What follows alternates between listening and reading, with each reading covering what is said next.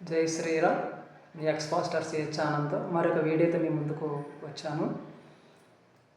చిన్న వివరణ. వచ్చే నెలలోని శివశక్తి కార్యాలయాన్ని దర్శించాలని కరుణాకరన్ను కలిసి ఇంటర్వ్యూ ఇవ్వాలని అనుకుంటున్నాను కనుక ఫ్యామిలీతో కలిసి బస్సు ప్రయాణం చేయాలి కదా. రానుపోను దారి ఛార్జీలు ఖర్చులు చాలా అవుతాయి కనుక మన హిందూ బంధువులను ఎవరైనా సరే బస్ ఛార్జీలు రానుపోని ఛార్జీలు ఎవరైనా కూడా సహాయం చేయండి. మీరు సహాయం చేస్తే వచ్చే నెలలో వెళ్ళి కలవగలుగుతాను, లేకుంటే కలవలేను. ఎందుకంటే నా దగ్గర బ్యాంక్ బ్యాలెన్స్లో డబ్బులు అనేవి 10 రూపాయలు కూడా లేవు. చాలా ఇబ్బందుల్లో ఉన్నాను. వచ్చే నెలలో నేను కరుణాకరన్ను కలవాలి, ఇంటర్వ్యూ ఇవ్వాలి అని ఎవరన్నా హిందువులు అనుకుంటే ఖచ్చితంగా కింద యూపీఐ ఐడి ఉంది, ఇంకా ఫోన్పే నెంబర్ కూడా ఉంది. తప్పకుండా మీ స్తోమతను బట్టి సహాయం చేయండి. కనుక వెళ్ళడానికి ఛార్జీలు సమకూర్చబడితే వచ్చే నెలలో నేను వెళ్ళి ఇంటర్వ్యూ ఇస్తాను. నా సాక్ష్యాన్ని, నా క్రైస్తవ యొక్క సాక్ష్యాన్ని, అందులోంచి ఎలా బయటకు వచ్చాను అన్నది అనుభవాన్ని కూడా చెప్పడం జరుగుతుంది. తప్పకుండా సాయం చేయండి. మీరు సాయం చేస్తేనే నేను ముందుకు వెళ్ళగలుగుతాను, ఇంటర్వ్యూ ఇవ్వగలుగుతాను. బైబిల్ స్టడీలోకి వెళ్ళిపోతున్నాం ముందుకి. జై శ్రీరామ్. ఎవరైనా సరే మీ గ్రామాల్లోకి వచ్చి సువార్తలు అంటూ బాగా గమనించాలి. హిందువులు గమనించాలి. మీ గ్రామాల్లోకి వచ్చి ఎవరైనా సరే సువార్తలు ప్రకటించడానికి వచ్చినటువంటి పాస్టర్లు సువార్త ప్రకటిస్తారు. ఏమనంటే యేసుక్రీస్తుని నమ్మితే రక్షణ, నమ్మకపోతే శిక్ష. అంటే ఎవరైతే యేసుని నమ్ముతారో వాళ్ళు పరలోకం వెళ్తారని చెప్తారు, లేకుంటే నరకానికి పోతారని చెప్తారు. ఈ వీడియో వాళ్ళకి చూపించండి. ఇందులో ఉన్నటువంటి వాక్యాన్ని వారికి వినిపించండి. మీ యొక్క ఫోన్లో వినిపించండి. ఎందుకంటే పరలోక రాజ్యంలో కూడా మరణం ఉందని బైబిల్ చెప్తా ఉంది. అంటే అది మోక్షమా, స్వర్గమా? అది స్వర్గము కాదు, మోక్షం కాదని బైబిల్ చెప్తా ఉంది. ఎందుకంటే పరలోక రాజ్యంలో కూడా మరణం ఉంది. కనుక వీడియో పాస్టర్లకు చూపించండి, ఎత్తి ప్రశ్నించండి. జై శ్రీరామ్. ముందుకు వెళ్ళిపోతున్నాము. పాత నిబంధన గ్రంథం యెషయా గ్రంథంలోని 65వ అధ్యాయం 17వ వచనంలో ఈ విధంగా రాయింది.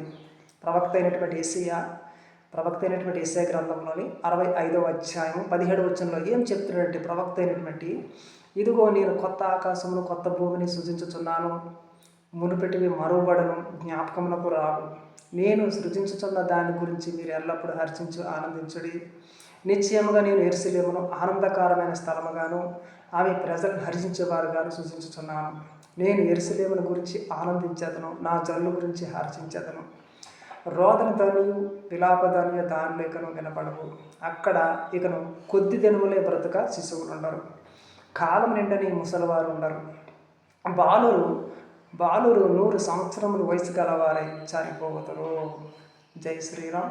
అర్థమైందండి? పాస్టర్లకి వీడియో చూపించండి, ప్రశ్నించండి. యేసుని నమ్మిన పరలోకం వెళ్ళిన అక్కడ కూడా మరణం ఉంది అని బైబిల్ స్పష్టంగా చెప్తా ఉంది. అది పరలోకం మోక్షము కాదు, స్వర్గం అంతకంటే కాదు కదా చెప్తున్నాడు ఇక్కడ ప్రవక్త అయినటువంటి యెషయా. బైబిల్లో చెప్తున్నాడు, కాలము నిండని ముసలివారు ఉండరు, కొద్ది దినములే బ్రతుకు శిశువులు ఉండరు. బాలురు 100 సంవత్సరముల వయసు గలవారై చనిపోవదురు. యేసుని నమ్మినా చనిపోవడమే, పరలోకం వెళ్ళినా చనిపోవడమని బైబిల్ చెప్తా ఉంది. అయితే ప్రకటన గ్రంథం 21వ అధ్యాయం 1వ వచనం నుంచి 5వ వచనం దాకా ఇక్కడ చూస్తే యోహాను అనబడినటువంటి ఒక అబద్ధ ప్రవక్త అని చెప్పొచ్చు. ఎందుకంటే పరలోక రాజ్యంలో కూడా మరణం ఉందని స్పష్టమైనటువంటి ఆధారం ఇస్తున్నాడు ప్రవక్త అయినటువంటి యెషయా. కానీ కొత్త నిబంధనలోని ప్రవక్త ఏం చెప్తున్నాడంటే 3లో, అప్పుడు ఇదిగో దేవుని నివాసం మనుషులతో కూడా ఉన్నది, ఆయన వారితో కాపురముండును, దేవుని తానే వారి దేవుడై ఉండి వారికి తోడై ఉండును. 4వ వచనంలో, ఆయన వారి కన్నుల ప్రతి బాసు బిందువును తుడిచివేయును, మరణమిక ఉండదు. చూడండి, అక్కడ ప్రవక్త పరలోక రాజ్యంలో కూడా మరణం ఉందని చెప్తున్నాడు. ఇక్కడ కొత్త నిబంధనలో ప్రవక్త అక్కడ మరణం లేదని చెప్తున్నాడు. జై శ్రీరామ్.